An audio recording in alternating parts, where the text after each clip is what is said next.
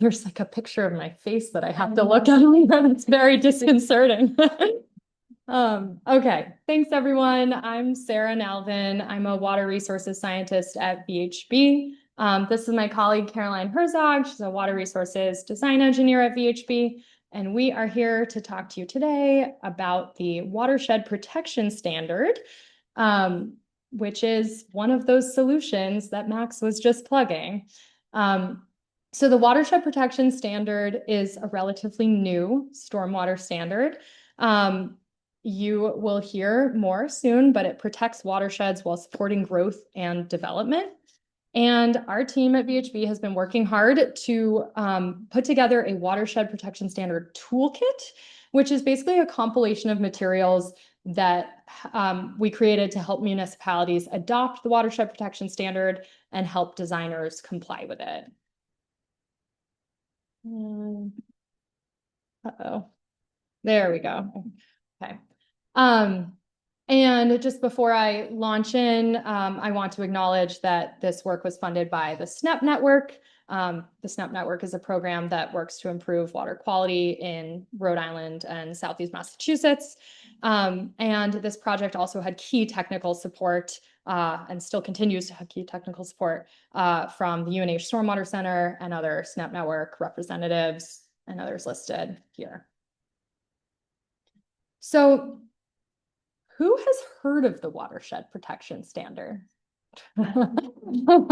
Max's hand flew up. Okay, a couple hands. Okay, great. That is about what I expected. It makes sense that not too many of you have heard of it. It's somewhat newly developed. It has been rolled out in a couple stormwater handbooks in states around New England. And the UNH Stormwater Center also has a watershed protection standard Excel-based calculator.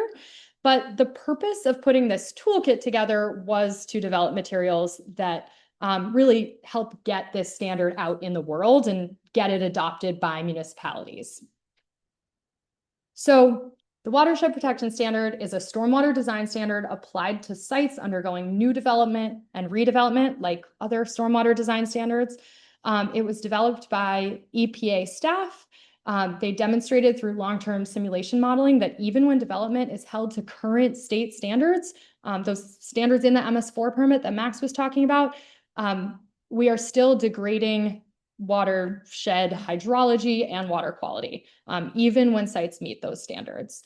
But what EPA also determined through this modeling is that there are specific recharge values that if a project meets those values, that we would attain on that site pre-development conditions, pre-development hydrology or recharge and pre-development pollutant export on an average annual basis, I should say.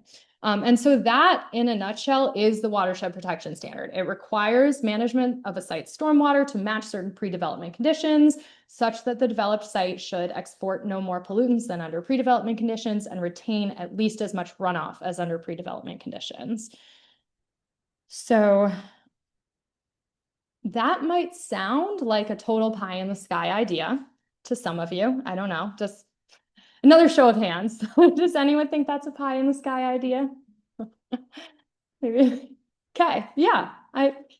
Okay, I'm gonna hopefully try to help show you why it's doable. So first of all, it is doable, and parts of our toolkit show that it's doable, and we'll get into that.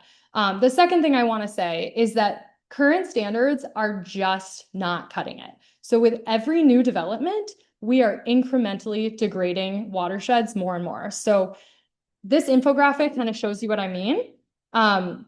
This kind of shows like the results of EPA's modeling. Under natural pre-development conditions, that first row of raindrops, the amount of runoff leaving a site is minimal. So you've got minimal runoff in terms of volume leaving the site and therefore minimal pollutant load.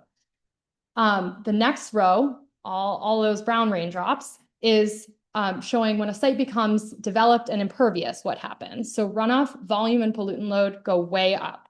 And that's why we have stormwater standards, to try to manage that. So The thing is, that's our third row.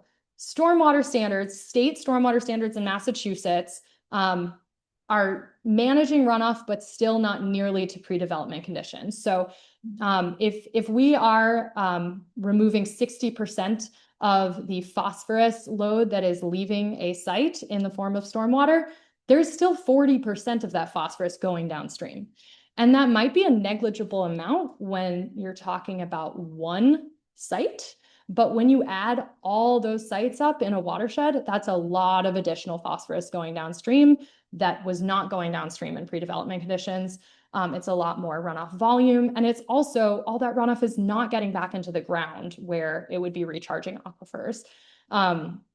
So the watershed protection standard was developed to try to mitigate this problem. So you can see that last row is where the watershed protection standard comes in to basically stop the incremental degradation of watersheds by managing runoff to pre-development conditions.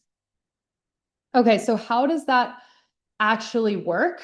Well, compliance with the watershed protection standard is achieved by meeting a required runoff reduction volume, and that required runoff reduction volume is determined by pre-development infiltration capacity of the soils. So Max said earlier that we kind of know like approximately 1 inch. If we retain approximately 1 inch of runoff depth, we're getting back to that natural hydrology. The watershed protection standard is more or less that, but it's actually more precise because if you've got really good soils, it's more reasonable. And I guess that's where the people who raise their hands saying, I think this is pie in the sky, the watershed protection standard really takes into account what was happening on a site in pre-development conditions. And if the site had really good soils and absorbed water really quickly, you don't have as high a required runoff removal volume as you do if you have worse soils. So it's adaptable. And yes, there are alternative requirements outlined for sites that cannot infiltrate. But as I mentioned, the watershed protection standard, it is practical. Our toolkit shows you how. You just have to use smart strategies for site layout from the get-go, and smart strategies for stormwater control measure design. And also you have to use EPA's BMP performance curves. They are key for meeting the watershed protection standard because they show designers how to optimize a BMP to not oversize it, but actually design a BMP so that it is removing the optimal level of pollutants and you're not getting diminishing returns. So let's now actually take you through this toolkit. So the Watershed Protection Standard Toolkit is a suite of materials developed to aid municipalities, designers, and other stakeholders in adopting and implementing the Watershed Protection Standard, or I might call it the WPS. It had a couple different purposes, and different materials within the toolkit have more, have different purposes, but it's to compel municipalities to adopt the WPS. So if there's some municipalities in the room, think about it. It's to convince stakeholders that meeting the WPS is feasible and practical. We have materials that assist municipal staff in adopting and implementing the WPS and that assist designers in efficiently complying with WPS. A really huge disclaimer, the toolkit is still in draft form. You all are actually exclusive VIPs and get a sneak peek at this toolkit. Caroline and I and the rest of our team basically buttoned it up yesterday. So it is hot off the press. Haven't even sent it to our SNEP team yet. We're gonna do that after today. And it'll probably be finalized after we get that feedback from our SNEP team and UNH and other partners who are on the technical advisory committee. It'll probably be finalized in November. And when it's finalized, you'll be able to access it online on SNEP's website. So with the rest of this talk, we just want to give you a sneak peek for the fact sheet, for the toolkit. So the toolkit has 6 different components. There's a fact sheet. There is a promotional handout. I'll go through these and show them to you. Template regulatory language, a compliance review checklist. There's 6 site examples, and those are really, I think, like the capstone of this whole project, and definitely the most challenging to create. And Caroline will talk you through those. And then we have an executive summary to kind of talk about the background of things in this project that wouldn't come up on the toolkit. So now let's see if I can pull up it automatic, yes, it's here. Okay. Question is moving my mouse over. Okay. So here's your exclusive sneak peek. We have a fact sheet. This is not the fact sheet. Sorry. This is the fact sheet. So the fact sheet is basically, like it sounds, a handout that shows, that explains some basic questions about the watershed protection standard and the toolkit. What is the watershed protection standard? Where did it come from? What's in the toolkit? Who developed it? Like, it's a lot of the stuff that I just told you about. We also have this promotional handout, which was developed really for municipalities. So it's supposed to be accessible to non-technical audiences so that a planning board member could read it, or a town administrator, a select board, but also good for town engineers, people who might actually really be implementing this thing. And the idea here was to promote the watershed protection standard to municipalities, really lay out the case for why it should be adopted, and I scroll, and also to really give background for the EPA research that serves as a basis for the watershed protection standard. So those were the goals here. And then the third component is model regulatory language. So if a municipality is interested in adopting this standard, we actually have regulatory language that can be incorporated. Everything in orange is what can be pulled and incorporated into an existing bylaw or existing regulations. And if you do not have a existing stormwater bylaw or regulations for some reason, this resource pairs with the Neponset River Watershed Association's model bylaw and regulations, so that someone could start from scratch and use that and then incorporate this language. And so, yeah, the regulatory language goes on. It talks about the site design approach that's required, and then also really lays out these runoff removal volumes that you need to achieve depending on your site soils. And then we have a checklist for reviewing compliance with the watershed protection standard. So this is also for municipalities. It's for the staff person who would be assessing a site development application and checking if it met both the low impact development design approach parts of the watershed protection standard, and then also the more quantitative parts about did we achieve that runoff removal. And then here's our executive summary. This is, like I said, to talk about some of the things that are just background to the toolkit that people might want to know, like our methodology and things like that. And then finally, these are our site examples, which, like I said, I think are really the capstone of the project, and really are a proof of concept of how this can work, or that it can work. So I will let Caroline take it away with the site examples. Yeah, so thank you, Sarah. As Sarah was saying, we developed 6 site examples as part of this toolkit. How do I scroll? Yeah. Oh, there we go. Okay. Yeah, so these are really intended to demonstrate how people can realistically comply with the WPS, as we're calling it. And Yeah, so we worked with our 3D development team to represent this. We took real sites and used that site layout to come out with these 3D renderings of the sites. And they're supposed to represent a range of conditions and constraints that designers might encounter across New England. And the goal of these is partially so that designers can see this is realistic and this is examples of how you achieve that, but also for other non-technical staff who might be curious about what this actually might look like on a realistic site. So on each sheet, we have a site overview off to the left in the blue box on the left that provides a summary of the site and also context of how we're meeting the standard. And then taking up the majority of the page is the 3D rendering that we worked with that we came up with our 3D team. And these are all based on real sites that we then added site features to or different stormwater BMPs to ensure that the site is complying with the WPS.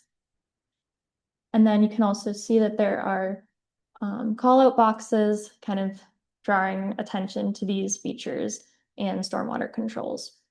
And then at the bottom, this might be a little more for our technical audiences, but we have a catchment map off to the left that's colored in based on which areas are draining to which stormwater controls.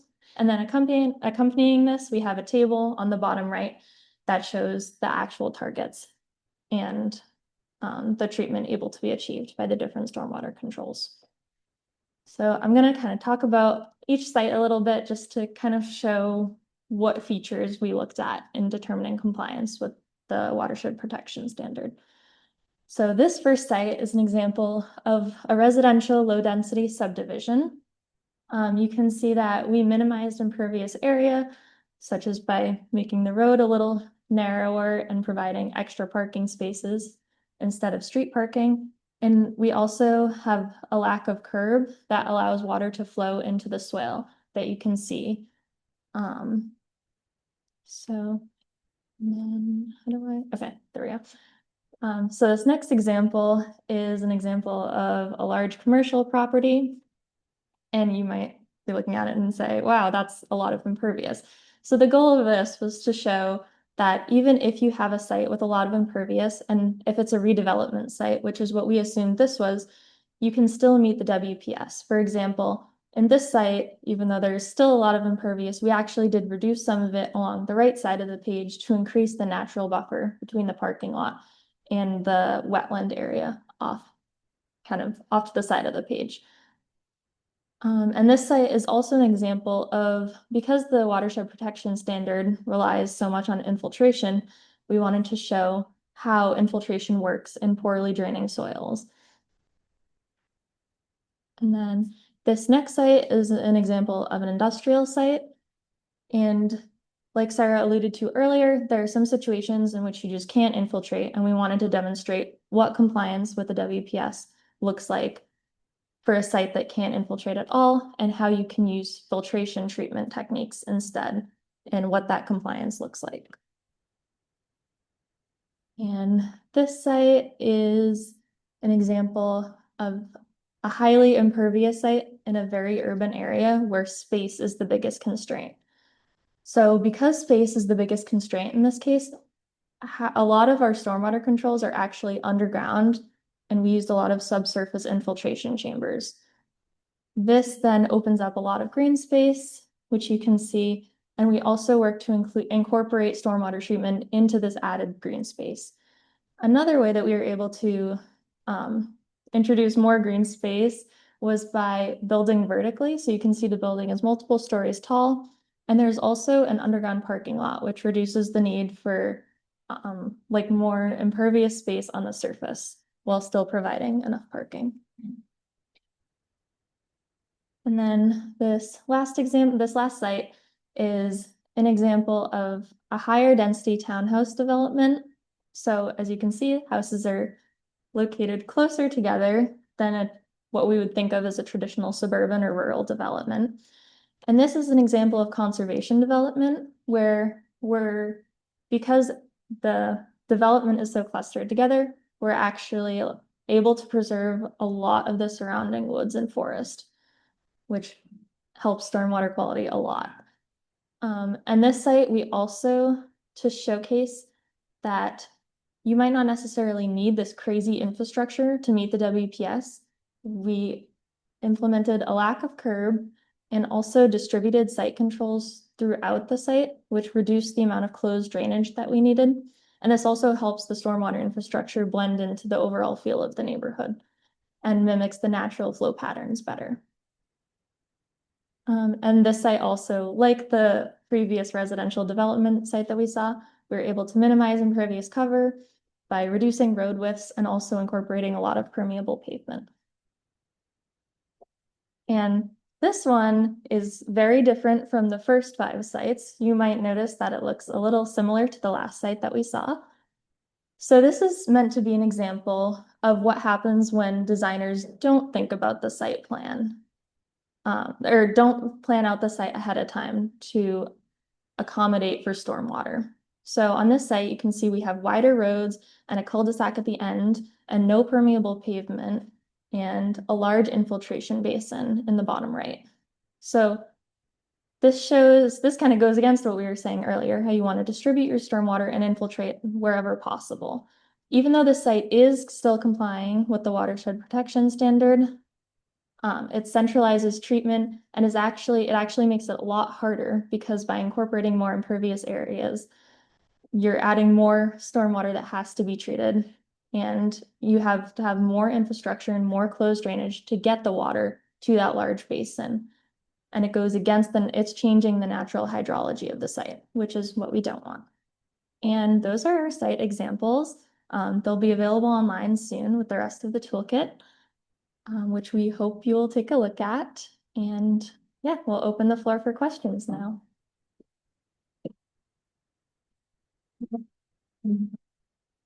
We're gonna hold at the end, so if you have something Okay. to write them down, Sorry. to do We'll open the floor. one big Q&A. Yeah. Okay, But right now we're going to turn it over to Ariana Perea from the Charles River Watershed Association. And that's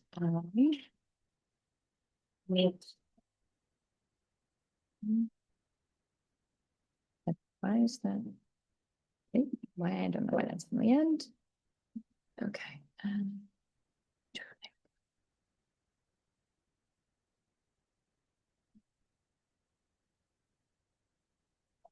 Good afternoon, everyone. So, like Lydia just said, my name is Ariana Perea. I'm our community organizer at CRWA, and that is kind of a generic term for my position because I kind of touch a lot of stuff in our organization, but mainly I focus on our municipal policy and advancing that forward with implementation when it comes to climate resilience. So specifically today, we're going to talk about advancing our climate adaptation stormwater standard. We'll get into what that specifically is a little bit later, but before that, I do want to do a quick land acknowledgement. As we talk about our watershed, I want to take a moment for a land acknowledgement. We acknowledge that the Charles River watershed resides on occupied territory of Massachusetts, Nipmuc, and Wampanoag tribes. We acknowledge that a land acknowledgement is not enough, and we continue to learn, grow, and listen to Native voices as we advocate for a resilient future.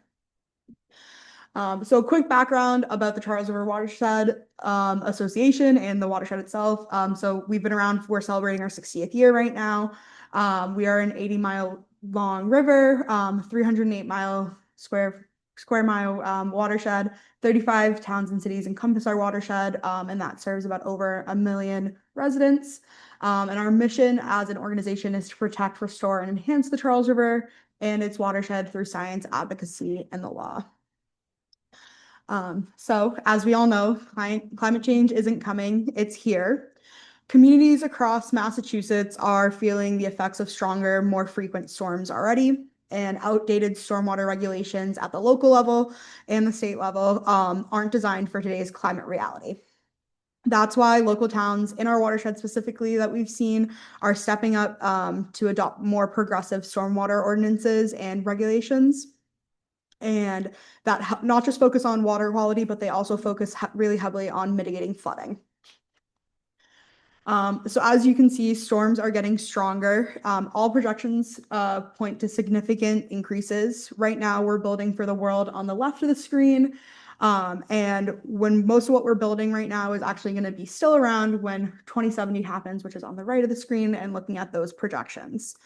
So as we can see, all of these projections also are named like design storms, and that's because they're used to help us design the world we live in. So when we kind of thought about this, we were looking at what are towns facing when it comes to stormwater and climate change. So we're kind of facing our big three, as we call it, which is compliance with the phosphorus reduction requirements set by the MS4 permit. Climate-related flooding is increasing in frequency, and existing storm drain networks are aging and are too small. And we're seeing that pretty heavily across our watershed. So how do we meet this challenge?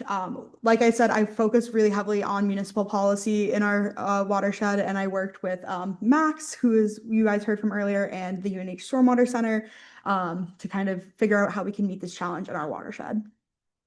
So before we go to how we meet it, we have to kind of look back at what we did to get there. So in 2023, the Charles River Watershed performed a phosphorus control plan review of the phosphorus control plans in our watershed. This gave us an idea of what towns are doing to kind of meet their phosphorus removal requirements, and that we're noticing that we know that towns are making an effort to implement BMPs, but we're also identifying that current BMPs aren't meeting the current P-load removal that they need to. And actually in some towns, you can see on that kind of purple area on our screen that towns are actually increasing in load for phosphorus due to kind of an array of things. So we did that. And then we also have our CRWA flood model, which is the Charles River flood model. For some of you who aren't familiar with that, that was developed in 2021 and was actually most updated recently in 2024. And that is a watershed scale GIS model covering the upper and middle parts of our watershed. This has the ability to identify where and when flooding is occurring in our watershed, and it also highlights strategies to reduce flooding. So unlike town by town studies, this is a regional scale model that helps communities kind of see the big picture. It's available on our website. It's a very cool interactive tool. I recommend if you have not kind of know about this, I would recommend looking at it because it is something that's really useful to get a kind of idea of how flooding is happening at a regional scale. And lastly, which is kind of what leads into this whole climate adaptation stormwater standard, is the 2024 to 2025 bylaw review in partnership with UNH and CRWA. We conducted a comprehensive review of bylaws and regulations across 33 municipalities in our watershed. So our team took the time to locate and thoroughly review the stormwater regulations of each municipality. This process enabled us to kind of have a better understanding of this diverse landscape, not just when it comes in terms of urbanization in our watershed, but also about how communities across the watershed are already adopting innovative approaches to managing stormwater. Our analysis really focused on applicability, so where and when stormwater requirements are triggered at the local level, retention standards, how much stormwater must be retained on site, and regulatory housing. So really trying to get down to the nitty-gritties of where these standards or requirements are being housed, whether it's in a regulation or it's in an ordinance, or for some towns, it might be directly in your bylaw. There's kind of an array that we kind of found in our watershed. So what we found for our PCP review, we found that private implementation, so really for phosphorus control to kind of help manage that when it comes to that private implementation, it's not really being included in the planning for best management practices going forward. We also identified that towns have a lot of work to do to kind of meet that 10-year milestone, and it's most likely not feasible at the rate we're going if we're really focusing on these large, expensive public retrofits. In the Charles River flood model, we found that we do modeling for flooding out to the year 2070.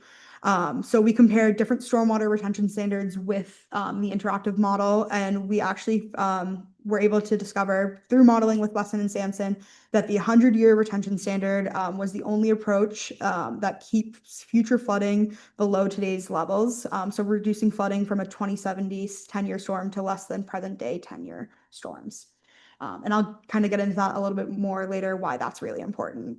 And then for our bylaw review, we found that in our watershed, we're really seeing an unequal approach to how we manage stormwater. So in Newton, where I live, we have a tiered permit system where we kind of have different triggers based on sizes of projects to retain about the most that you'll retain on a for your retention standard in Newton is about 2 inches across the entire site.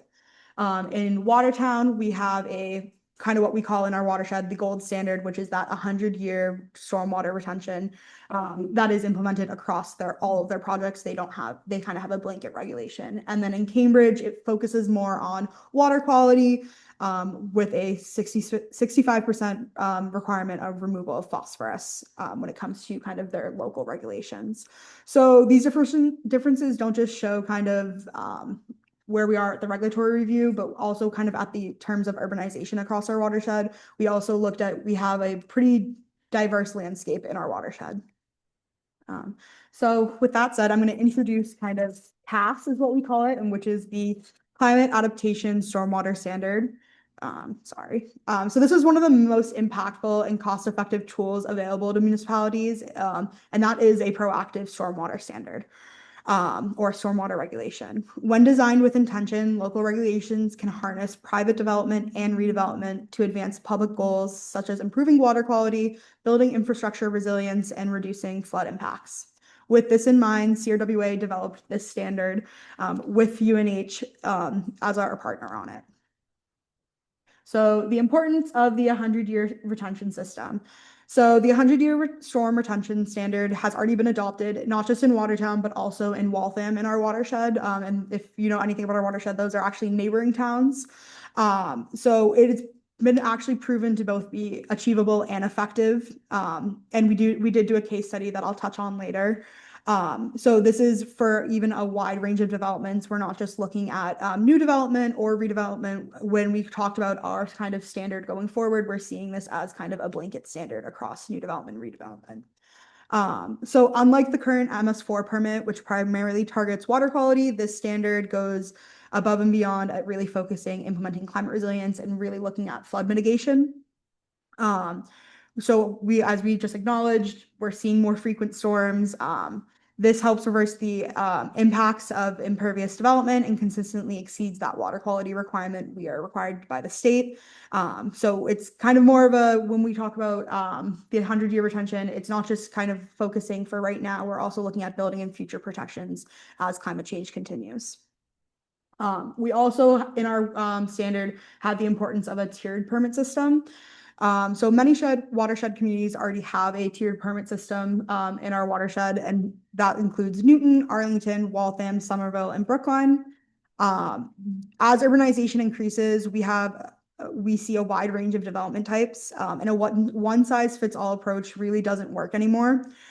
So a tiered system scales requirements to match the size and impact of each project. And most importantly, they allow communities to extend oversight to more projects, ensuring better management of stormwater across our watershed. And so for the official recommendations that we kind of developed, so as you can see, we have a 3-tiered permit system. We looked at kind of what works in our watershed right now and kind of where we can be doing better. So for our minor permit system, we look at you must retain 2 inches of runoff times the new impervious area. We, with the applicability, looked at kind of the different ranges and sizes that we have in our watershed. This is kind of based off of some things that are similar to the Newton regulation that happens, but we're looking at really gaining for our small permit, a wide range of our developments. And I think I already said this, but with this specific recommendation, we're not seeing a differentiate between new development and redevelopment. These are just for developments across the board. For our extensive retrofit permit, we were looking at, and I was actually a really good shout out to UNH. They kind of had us thinking of making sure we can kind of really get a catch-all for all projects. And so extensive retrofit permits are kind of on parking lot milling or major retrofits. So you must retain 2 inches times 20% of the pre-existing impervious area or reduce impervious cover by about 20%. And then for our major projects or permits, we're saying that if you're a disturbance of greater than 5,000 square feet or new impervious area of less than 100,000 square feet, you must attain that 100-year storm that we mentioned earlier across our watershed. So does it work? It does work. So let's be honest, I mean, my notes for this because I did not physically work on the case studies. But implementing the climate adaptation stormwater standard is already getting a lot done in our watershed.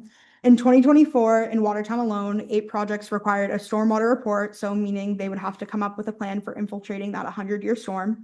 These projects combined prevented 29 pounds of phosphorus from entering the Charles, treated 700,000 square feet of impervious surface, and infiltrated about 4 million gallons of runoff. Imagine what we could do for the whole Charles River if all of our watershed towns were held to this standard. So as I want to show just a little bit more of our kind of the 4 projects we really looked at for our case study. So this is an overview of those 4 projects. We found examples of various projects that required meeting the 100-year retention standard. So there are 2 projects on the left that are great examples of low cost and minimal impact designs. These are including a residential building and a care home. They fully meet Watertown's regulations, and we found that it was not a significant impact on costs for developers as it was still getting done. And then on the right, we have 2 examples of significant developments, one residential complex and one commercial research development area. They work as exemplary stormwater infrastructure designs, and you can learn more about each of these projects on our CAS one-pager that is going up on our website. By the end of the week, this week, we are in the final stages of finalizing all of our work. But the key takeaways of our case studies are that these projects of any size and budget are possible under this kind of stormwater standard. And with that, implementing CAS, my last slide. So that's a lot about on the regulation sides, and part of my job at CRWA is also to kind of engage with our community, engage with our elected officials, and really get them on board with kind of climate resilient policy. So for what we're doing right now when it comes to implementing CAS is we are working internally to kind of compare so we've done this really large inventory of our stormwater regulations for every town. We're taking those and we're comparing them to our recommendations and drafting executive summaries so that we can arm our municipal staff, our elected officials with this information of where they can be improving and how we can help them get there. We're also doing a lot of education to our residents.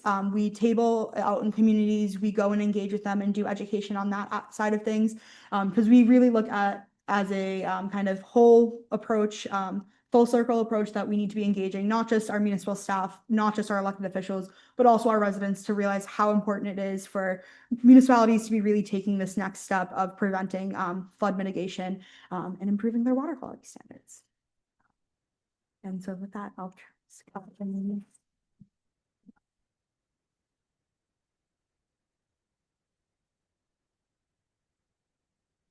Sarah and Caroline, if you want to come back up, we're going to do some questions.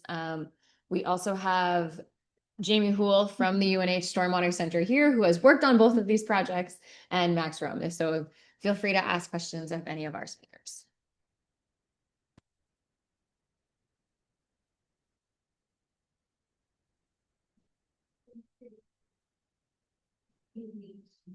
Accessing the toolkits, like just maybe download, is it like setting up a workshop with you guys? Is it like a sign on? Do we join like them? It's on, so it's like I said, it's in draft form right now, so it's not on SNEP's website yet, but if these slides will be available, I put the website on the slide where there's already a landing page, the toolkit's just not on there yet. But the whole toolkit will be on that page probably in November.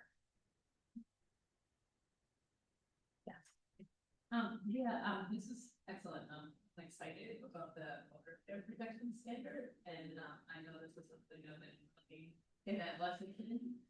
But one of the obstacles we always run into is working with the fire department, and I didn't know if you had done any like outreach with the fire department on your example.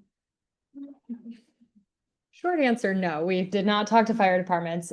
We did, so a couple of our sites, like the residential sites, have emergency vehicle turnarounds that do meet, the emergency vehicles are able to turn around, yet they're not cul-de-sacs. They take up a lot less impervious, there's a lot less impervious cover. And we showcase those on purpose because, like you said, the fire department always says we need our emergency vehicle turnarounds. So there are alternatives out there. Yeah, that take up a lot less impervious cover. And and also making them permeable pavement as well. Like, and if they do insist on a cul-de-sac, having an island, having impervious cover disconnection so that that roadway is draining to a pervious surface.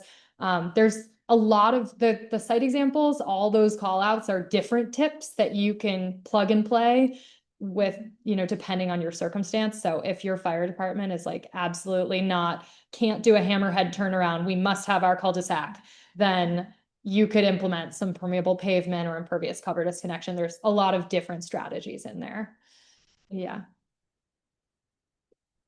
Can you talk a little bit about, actually this is the part, the carrot and the stick approach that you are expecting municipalities to use in implementing toolkit? I mean, the regulatory piece, is sort of what eventually makes things smooth. But how are you hoping that municipalities can encourage the use of this toolkit, one? And then two is, there's always like O&M and other sort of ways for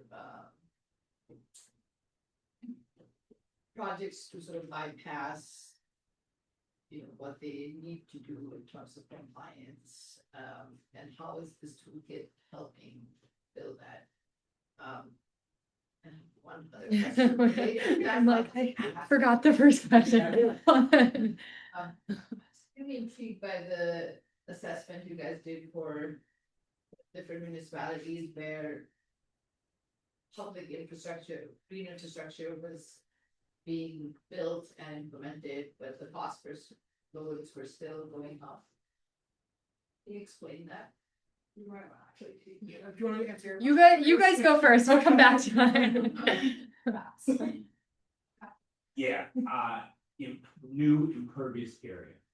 So we are, since 2005, we are have added a lot of new impervious area in the Charles River watershed. And a little bit of that growth has been hidden by the way that we have done mapping. So in 2005, the map called man-made compacted bare ground impervious area, but that classification was dropped to 2016. So some of the comparisons between baseline conditions and current conditions didn't capture the actual growth in impervious area. And when you start to look at that, you see that we are adding more loading than we're taking away with BMPs. And like, just to really underline the point that Sarah made, if we're adding new development and we're only offsetting 60% of the phosphorus load, we're adding 40% every time.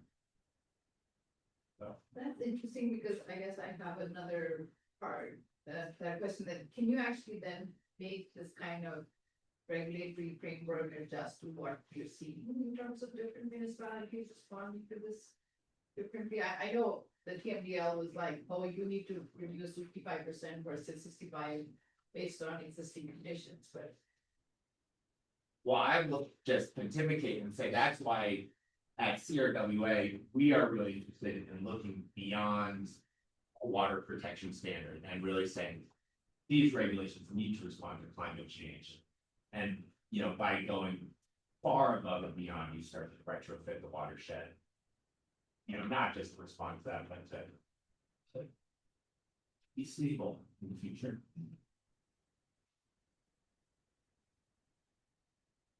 And just, I guess, sorry, to get back to your other questions. I mean, I'm curious to hear Jamie's take. Your first question on, how are we, I guess the question was, how are we expecting municipalities to actually use this toolkit and adopt this standard. And I mean, I think you kind of answered it, like the regulation has to come first.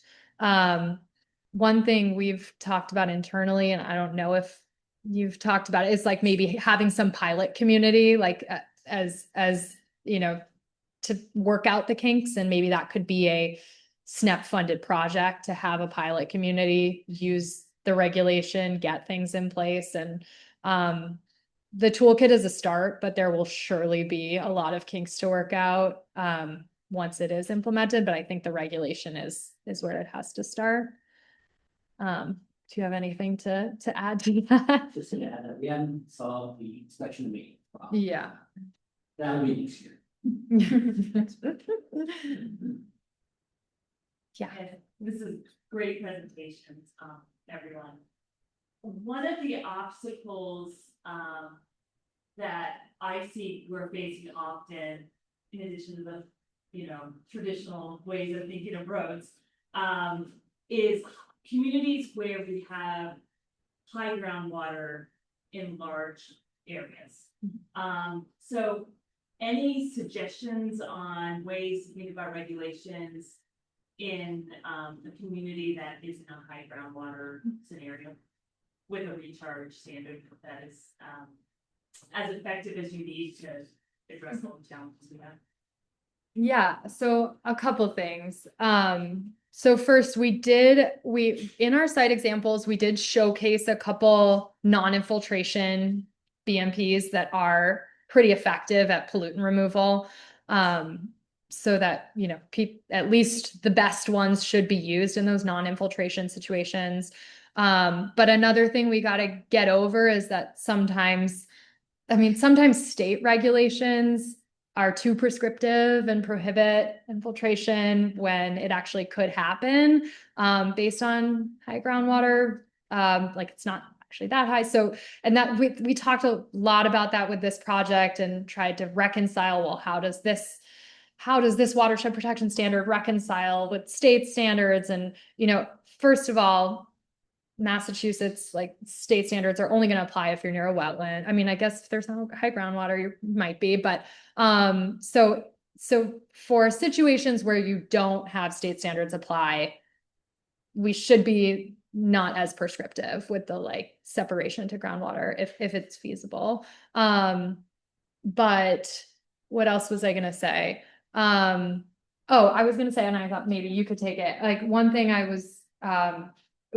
did want to mention is that the watershed protection standard regulatory language that is in there does have alternative requirements for when you just have site constraints that preclude recharge.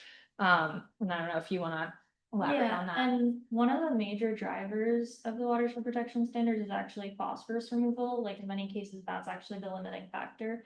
So yeah, like Sarah was saying, like a lot of our requirements for non-infiltrator are actually driven by the phosphorus. So you can still, in many cases, you can still meet phosphorus requirements, even if infiltration isn't feasible. Yeah, and you'll see like the some of the site examples we have in that table that's on the bottom. We have the phosphorus removal that you get and the runoff reduction that you get. And for the non-infiltration examples, the runoff removal is just kind of NA, but we still have that phosphorus removal getting met. Thank you. Yeah.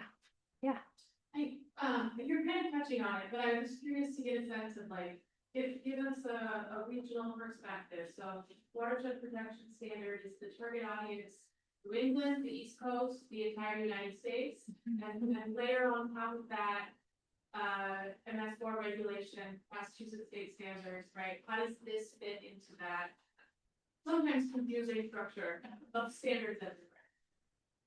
Yes, it is very confusing. Yeah, so this project was funded by SNEP, the Southeast New England program, which the region is basically Rhode Island and Southeast Massachusetts. So that was the target region, and we did think more about Massachusetts and Rhode Island state standards than other places, but we also tried to make the whole toolkit pretty applicable to New England. In terms of how things fit together. I think one thing we were like, we had state regulators on our technical advisory group because we wanted to think about this. And when we set out to start this project, we were like, well, we're going to create a standard that works for every single, right? It just like fits under the whole umbrella, and it's just not possible. I think one thing to keep in mind is when state standards do not apply, designers should not have those prescriptive criteria in their heads coming from those state standards, because like a lot of those standards got written like so many years ago, and they're just kind of in there forever and never go away, and they are too prescriptive. So another resource that VHB and the University of New Hampshire Stormwater Center put together through SNEP is the New England retrofit manual, which talks a lot about, in retrofit scenarios, just get in what you can and don't be constrained by those prescriptive criteria. And then in cases where you do have state standards applying, you just have to case by case work with those. But I think the main point is don't let those drive your site design if they don't apply. Does anyone have anything else to add? Yeah. So when this is New England kind of regional data. And I would say the standards embodied in the watershed protection standard are very, very consistent with the new updated manuals. Connecticut has a 1-inch retention standard requirement. The Mass draft has a 1-inch retention standard requirement. It's out there for Mass DEP. The new MS4 permit in Mass also has a 1-inch retention standard as an option. New Hampshire just came out with their manual. We actually referenced the watershed protection standard in that manual. And Maine is updating their manual and adding to this as well. So we really see this spread regionally. And as we advance, we're already having conversations with Mass. Like, if you're going to calculate a 1-inch retention standard on site using the NRCS type 2 distribution, where the rainfall all happens in a 24-hour period between 11:30 and 1 p.m., it's going to be very difficult. But if you're using these updated tools, the continuous simulation modeling, that's embodied in our calculator that was used and developed through the Tonga study, it's going to be a lot. It's going to access more powerful hydrology. So we're already having conversations with Mass and trying to see if, they can adapt. They're still a draft permit. It's still a draft. If they can adapt. And so I think as these come out and as these implement, they're going to synergize together. So, but as far as consistency regionally, it's very, very consistent. Everybody's coming out with this enhanced on-site retention. That's kind of the new wave. Very good point. Yeah. I'm wondering about the curbing along streets. So in your examples, or several of your examples, you removed curbs. Mm-hmm. And I noticed in the urban example, I think you may still have the curbs. Is there a reason for, or is there a reason that you can't remove them in the urban situation? You definitely can remove them in the urban situation as long as you're designing the pervious areas, because it's removing the curb, you're basically allowing for impervious cover disconnection. So as long as you're sizing that pervious area, you can definitely do it. In our situation, because we were so constrained for space, we thought it would be a lot easier to put a lot of the controls underground. And in order to do that, we need closed drainage. And oftentimes the easiest way to direct water to closed drainage is with curbs. So that was our rationale in that situation. But yeah, you definitely can it's definitely possible to remove the curbs. And there are also just other non-stormwater considerations like plows and traffic and aesthetics that we as a stormwater community want to say, well, no, stormwater is more important than that. But then we talk to, the chief engineer at VHB of land development who, we consulted on this project, and I'm like, can't we have the parking lot islands with no curbs so that, all so that drainage can get into them? And he's like, the plows will go right over them. And so there are a lot of considerations, and that besides stormwater, that sometimes it just makes more sense in an urban situation to keep the curb. But absolutely, take the curb away whenever you can.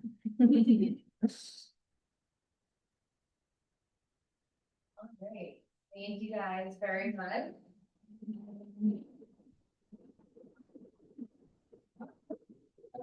We're gonna have a 15-minute break now, and then we'll reconvene at 11, so feel free to please get more coffee and food, and bathroom break, whatever you guys need. Red on the rest of the red is gone. So I guess is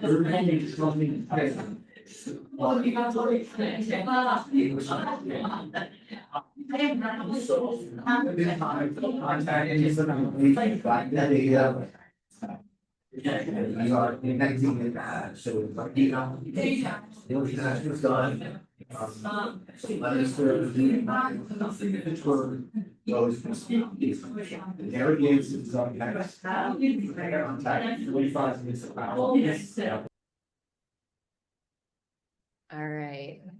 Thanks, everyone. And so we're going to kick off our much anticipated municipal stormwater utility session with Eilish Corey from the town of Wellesley.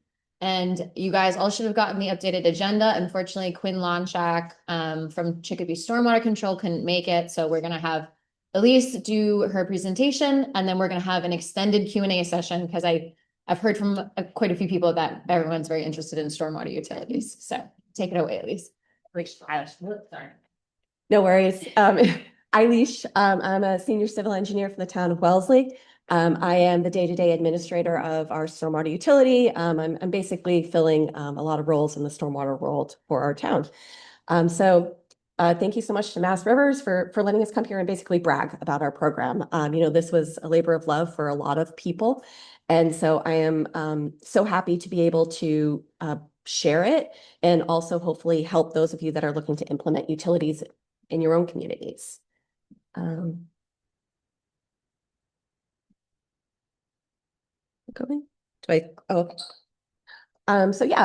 really, we just want to share some of the things that we learned. This is our third year after our utility has been implemented. So we have learned a lot of things on our process. Some things we're proud of, some things we wish we could have done a little bit differently. And I think particularly for those of you who are looking to implement utilities, we have a lot of lessons learned from that first year of implementation. We're also here to learn from you. I get a lot of calls from other municipalities, and I'm always happy to talk to them because I always learn something as well. We do these programs so differently in Massachusetts. It's just always great to be building on this community. So before I really dive in, I just want to say thank you. I'm up here representing the town of Wellesley, but really it was a humongous team of folks who work for the town who made this all happen. Ty and Bond was our very strong consultant as part of this, and we really wouldn't have been able to get the utility in place without them. So thank you to that group. So Wellesley is in the Metro West area of Massachusetts. We're a large town, very, very residential. Any construction that you see in town is going to be multi-use housing, a lot of single-family residences being torn down and replaced with larger versions. So the construction that we're looking at is typically very micro in scale. We are 100% urbanized in the MS4 under the MS4 permit. We're a Charles River watershed community, large phosphorus reduction goal that we have to meet. I was pretty pleased to see that our challenges are the same ones that the Charles River watershed had on their presentation before.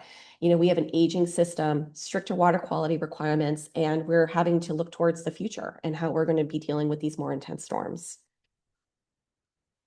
And so historically, we've done what we had to do. We focused on quantity. We focused on protecting our homes, making sure ambulances could get on the streets when it came to stormwater. And, you know, if something was broke, we would fix it. But really, as the shifting regulatory environment has changed, we are looking more towards quality.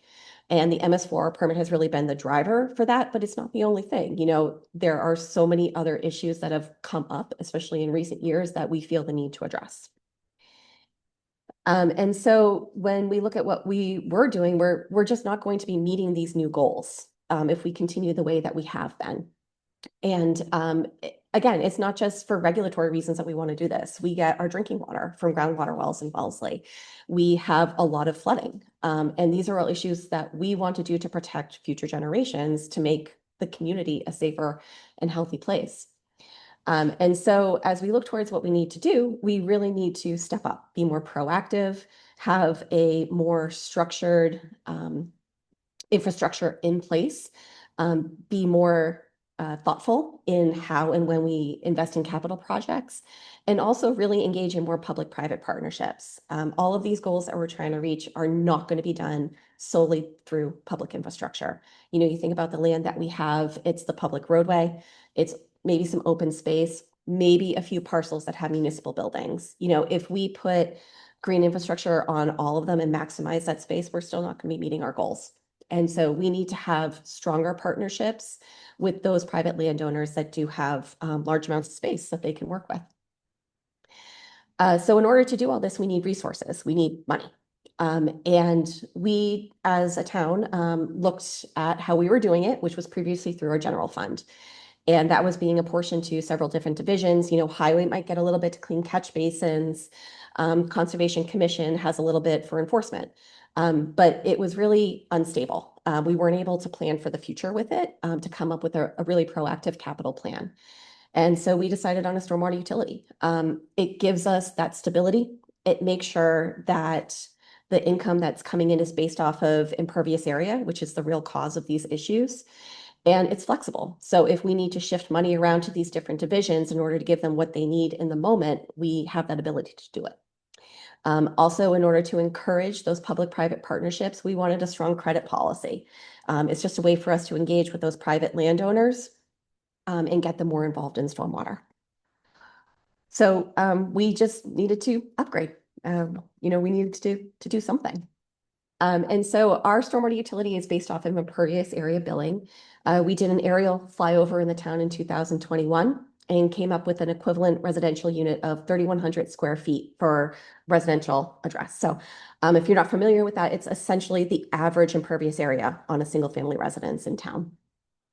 When we were doing this, it turns out that impervious area was a little bit more of a flexible definition than we had originally thought. So, you know, roofs, asphalt, you would think of those immediately.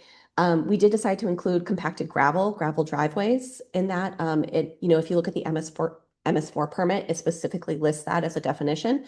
This turned out to be very controversial with our residents. You know, a lot of them installed gravel driveways because they wanted something that was more stormwater friendly. But at the end of the day, it's compacted. It's not letting that water through. And so we did decide to keep it as impervious. Porous pavement and pools were also considering to be impervious. Porous pavement because it's very difficult for the aerial flyovers to differentiate whether or not it's porous. A lot of residents, they don't maintain it, so it doesn't stay porous for long. But they are eligible to get a credit on it if they can show us maintenance records. We did decide to not include gravel pathways. They're not as compacted. They don't have vehicles driving over them on a regular basis. Decks, we're fortunate enough to have those separated out in our mapping, and it's porous ground underneath. You know, it's not really stopping stormwater from getting in the ground. We're like, okay, we can give a break on that. And patios. We don't really have a way to track patios on a year-to-year basis. They're not going to the building inspector. They change constantly. You know, people add and take them away. And it just was not worth our time to be tracking those in the long run. So then we decided who was going to be built. And so private property is a bit of a no-brainer. So residential, non-residential, which includes commercial, industrial, institutional. We decided to bill some state property and not others. MBTA, I don't know if you're in the room, but we're giving you a break. Hopefully you can put that money towards good use. But we are so we're not doing private roads, MBTA, but we are doing state-owned properties. So DCR, if DOT has like a salt shed or something of that, we are going to be billing them. A couple of other municipalities own land. We're billing you. There's also one property owned by His Majesty, the King of England. So we're billing international entities as well. I think it's like a consult, like somebody who works for that agency. I don't think it's the king himself. Big houses. No.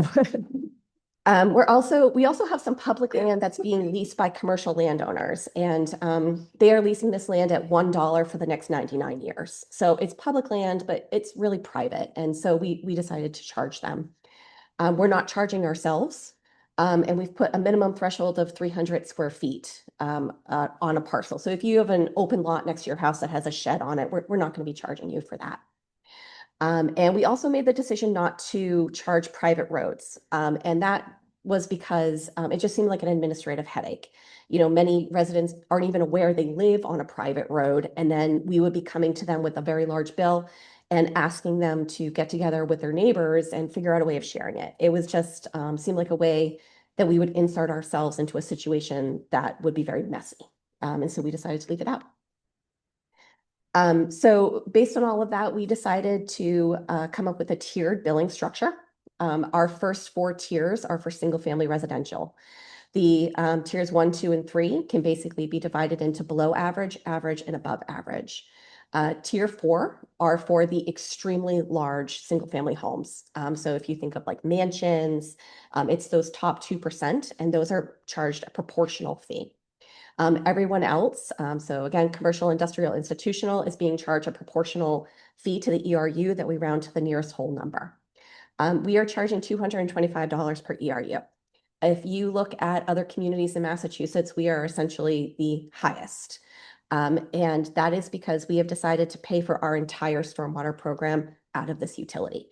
If you talk to other municipalities, a lot of them are just using their utilities to pay for additional MS4 requirements, or some of them have told me, you know, we put in a very low number just because we wanted to get through town meeting, through city council, but we are anticipating some very high rate increases in the future. And so we decided to just really put it all out there to the population, put it all out, say, we are going to pay for everything out of this. And it got through. So very high, but it's not an apples to apples comparison with other municipalities. And so what does that get us? We are pulling in $3.15 million a year for our stormwater budget. About 880,000 of that is going towards capital. Twice that amount is going to our operating expenses, 500,000 for us to keep the lights on, to pay for my salary, as well as an additional $160,000 that we are putting aside for credits and abatements. I can say we've only used about 20,000 a year of that credits and abatements so far, so it seems to be a fairly conservative estimate. And we're not planning any rate changes for the first 5 years. We just made that promise to the customers, saying, you know, we're going to see how this goes, and if we do feel it needs to be increased in the future, we'll approach it then.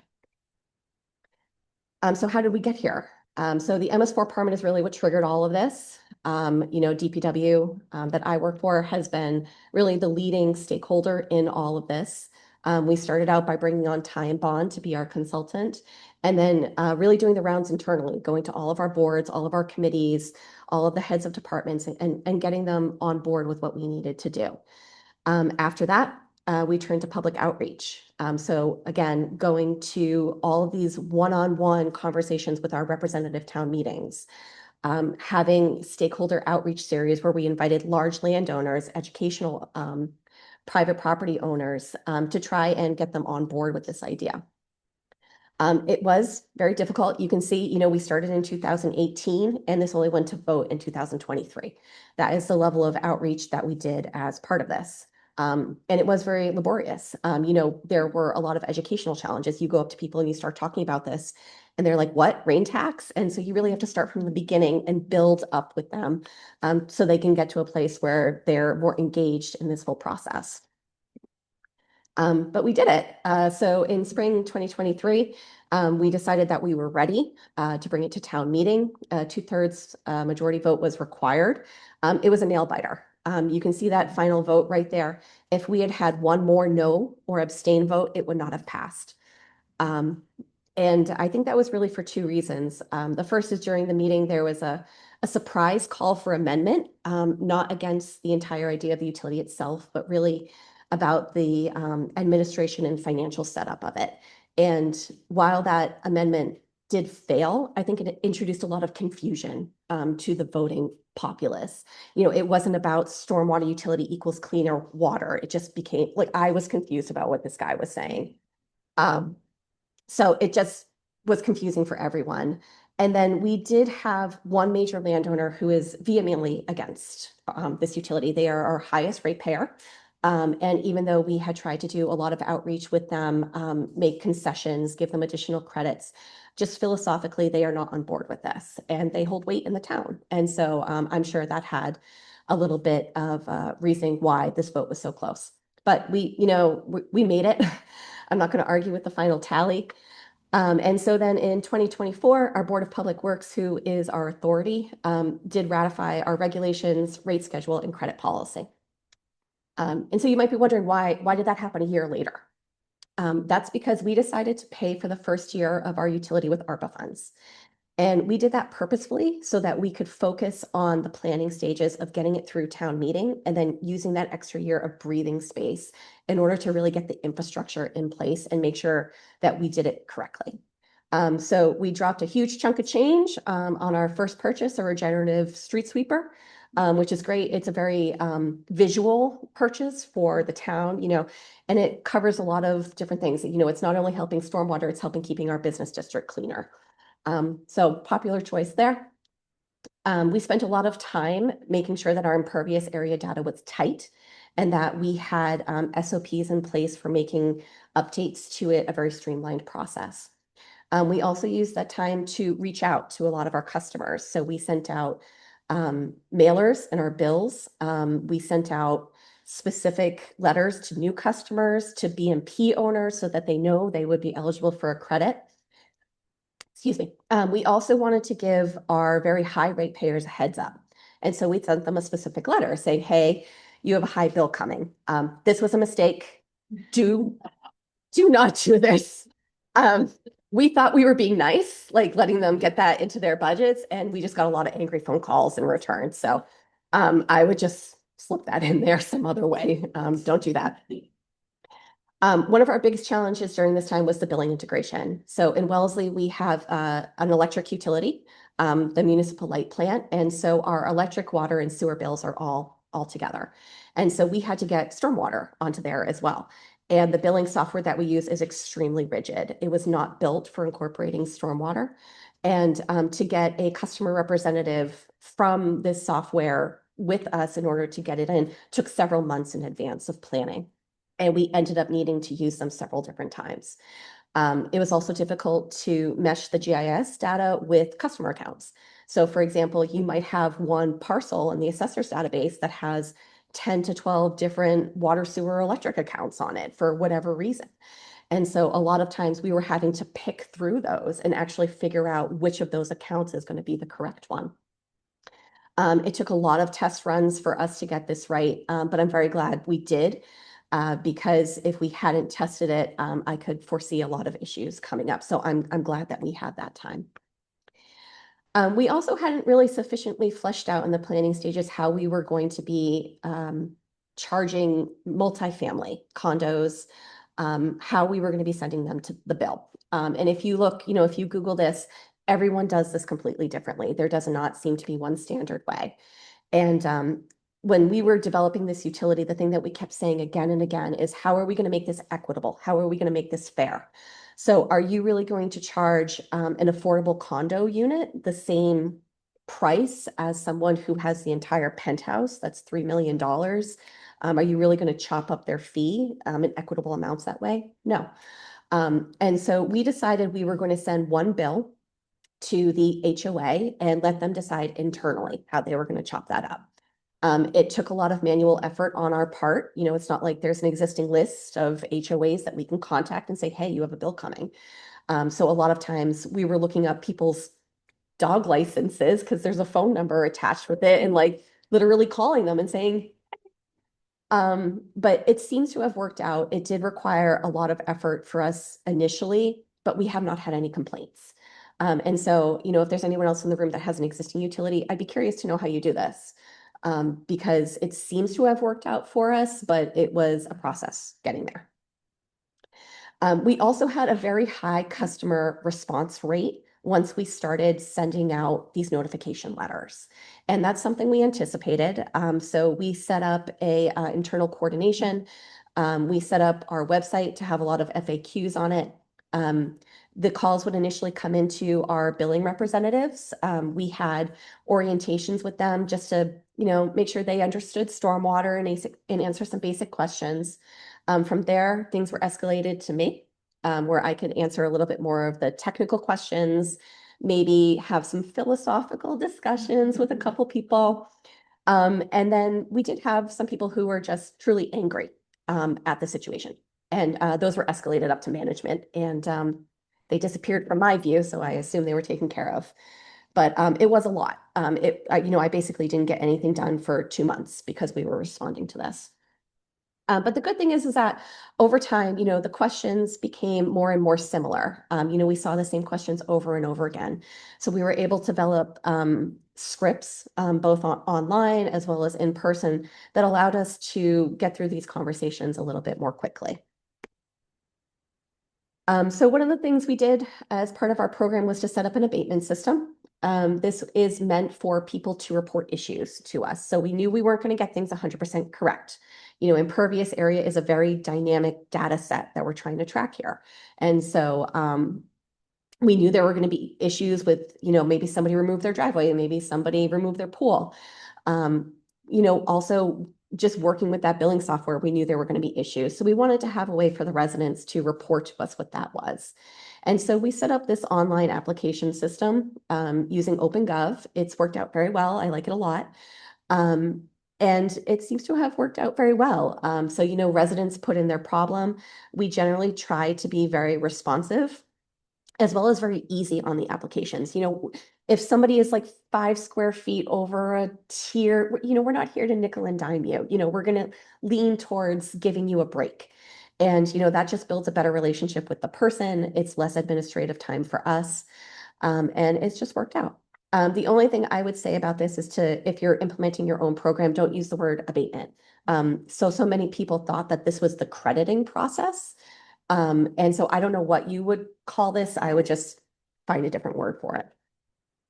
Again, a lot of commonly asked questions. We've probably received about 100 or so of these applications, and probably 2/3 of them are these 3 questions up here. And so then we get to our actual crediting system. So we're offering 4 different credits. Up to 50% of your bill can be taken away from a credit. The first is a NPDES compliance credit. So if you're a non-traditional MS4, if you have an MSGP, we're willing to give you 10% off the bat because you are doing additional stormwater activities that assist the town. We're doing a public education credit. So if you're a church, a school, a business, and you do some sort of outreach to your community, just write us, a 1-page memo with a little picture. We'll give you up to $5,000 off. We're doing a non-structural BMP. So if you're familiar with the phosphorus reduction credits from the MS4 permit, they are being offered for street sweeping, catch basin cleaning, and leaf removal. We have decided to give that same credit to our parcels that are greater than 1 acre if they do the same reporting requirements that are required of us for the MS4 permit. And then that way the town can claim those credits. I will say I have not received a single application for those 3 credits. But we have received quite a few for our BMP credit. We've had almost 60 approved applications come to us since this program was implemented last year. And I think that's really because we've been very proactive about outreach to our residents. This isn't something we're putting in here just to have and make people happy. We want these private owners to be sending us this information because that is how we're going to get the O&M plans from them on an annual basis that we can then use towards our MS4 permit. So we're making the barrier for entry very low. If You have already gone through a stormwater review as part of a Concom planning permit. We're rubber stamping your application saying, great. You know, you got through, we know that this is something that was designed correctly. All you have to do is actually start maintaining it and sending us those records. We've been outreaching to property managers of larger properties. A lot of times these commercial condo associations, their property manager has no clue what's going on with their stormwater. So if we have an opportunity to talk to them about anything, we're also trying to slip stormwater in there, saying, hey, you have this stormwater on your property. If you maintain it, which you are probably supposed to be doing anyways, you're going to save a couple $1,000s. And most of them are like, oh, great. Can you help me with that? And as long as we give them a little bit more attention, they come through. And so that's really what we've seen. The more time and attention we've been able to give to these crediting systems, the higher rate of approvals have come through. And so while I think we've been very successful in that, it has been a large demand on our time. You know, a lot of my time is spent talking to these residents. I will go to their home. I'll go with them in their backyard and help them find where their leaching basin is so that they know where to direct their landscaper to maintain it. We're also trying to help these residents because a lot of them will call up and say, hey, I'm pretty sure somebody put something in my backyard. Do you have any records? And so I will hold their hand and I will say, okay, let's go to the building inspector. Let's go to Concom. Let's look through all these records and find what we can. But it turns out that stormwater records are not the most diligent. You know, if we even have an as-built, it might be buried. A lot of O&M plans, I don't know if you read them, but some of them are crazy, like what they're asking for. Or like, you know, somebody will say in their application, okay, we're going to submit the O&M plan before construction. And we never receive that. And so just, you know, making them aware is a very important option for us as well. So we have a property viewer on our website where residents can see their amount of impervious area. We made the decision to show private BMPs on that mapping as well. So if a resident is going onto that, they can see, oh, wait, I do have something that's going to give me a credit on this. And sometimes that triggers them to reach out to us. And so, you know, I think a lot of the questions that I've been receiving on this is, okay, you're spending a lot of your time on this. Is it worth it financially? And, you know, at the end of the day, it is. So if we have to be installing BMP retrofits at a rate of $100,000 for a pound removed, that is the time that I am spending in my labor is chump change compared to what the capital and maintenance costs of a BMP are going to be. So you can see it's going to take 145 years before we get that same amount of phosphorus reduction if we do it through a town project, rather than utilizing what has already been installed and will remain the responsibility of a private landowner. So again, a lot of commonly asked questions. The more we do this, the more we're able to streamline the process that we answer them. One thing that we are not offering credits for are rain barrels. And this was a little controversial with some residents. But at the end of the day, they're a very small contribution towards water quality. And we cannot be sure that residents are using them correctly. You know, I've had rain barrels. I'm not going out there every day before it rains and emptying them and make sure I'm getting my volume. No. And so unless we continue to receive those complaints, we are not going to be considering them as part of our program. Administratively, we have decided that stormwater is not going to be its own division. I know some municipalities, they have entire stormwater departments, divisions, but we decided to continue keeping it mainly as an engineering, function of engineering. So I'm the day-to-day administrator. I don't have any staff, so I have to work very closely with the head of our highway, parks, municipal light plant, and IT departments, because we're spreading out these responsibilities through a lot of people. But I will say the people who work in those departments have been very committed to this. And if we did not have a strong team, you know, we wouldn't be able to accomplish anything. I can't go out, I don't have a CDL license. I can't go out there and be cleaning the catch basins like they can. So I'm very lucky to be working with folks who have been very committed and open to the idea of changing in this way. And so, you know, what has been a challenge for us? You know, I said before, we're covering everything stormwater related, which, you know, sounds really great. There are some things that are pretty straightforward with that, but then there are some that are not. You know, we have dams in town And dams are a function of the stormwater system. But, you know, we're not really actively managing them for stormwater. And, you know, primarily they're being used for recreation. So is that something that we really want the stormwater utility to cover in full? Probably not. Same thing with dredging. We have a couple of ponds in town that really need a dredge. But dredging's not really doing much for us. It's not giving us a lot back. And then the big one has been curbing, you know, so when you think about curbs, what are they there for? To direct stormwater. So should a stormwater utility really be paying for curbs? I don't know. That's a pretty big number when you talk to the highway division. And so what we've really settled on is paying a portion of all of these. So we're going to be sharing jurisdiction and shared costs with some other divisions, but that's taken a lot of conversations to get to a final number. We also love having money for our capital projects, but it turns out we have a ton of them. We have, you know, hundreds of projects that need to get done. And so how do we prioritize that? How do we figure out how to balance all of these stormwater goals without exceeding our budgets? And then staffing as well. It was not exactly clear to us what we would need for staffing. I think initially we thought we were going to need more administrators, like an admin or a secretary or something of that nature. But as the utility has gone by, while the initial first and second year did require a high amount of administrative charges, we found that it's really starting to take care of itself, and we do not need that role anymore. And so we're going to be turning towards really building out our technical staff instead, so a staff engineer or a field inspector.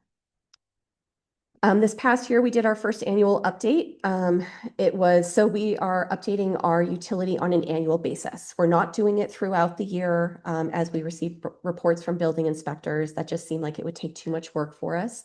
So we're doing it all in one chunk in the spring so that we can get it done in time to plan for the next year's billing. It was a process. You know, we thought we were prepared because we had gotten this all done initially, and then it turned out there was a lot more work to be done. And so it did go well. We had a couple people who got that we maybe missed a month of billing for them because we were in the process of doing it. But we've gotten it all figured out now. One thing that we did note is that during the year, there were a couple parcels that were subdivided. We weren't adequately capturing that from the assessors. But now that we're aware of it, we're going to be working with them a little bit more closely in order to get those into the billing throughout the year. Our GIS department was very busy. They are constantly updating the impervious area based off of as-built that they receive from the building inspector. So a lot of times we were seeing changes in our billing tiers, not because the impervious area changed, but because our GIS department was refining the impervious area we had. And so we ended up having about 1,000 properties that needed to be updated. That's too many to do manually. So we ended up having to rewrite our entire billing software in order to do that. But once we realized that that was going to have to be a process on a year-to-year basis, we built out some templates in order to streamline that in the future. So as we go forward, you know, I feel very confident in the way that we're currently have our utility set up. I think a lot of these initial activities that we've had to do to make sure it is strong, defendable, are in place. And so we're really going to be turning towards spending the money that we have been graciously given by our ratepayers. So we're going to be focusing our capital plan, increasing our maintenance activities, and just really building out in all areas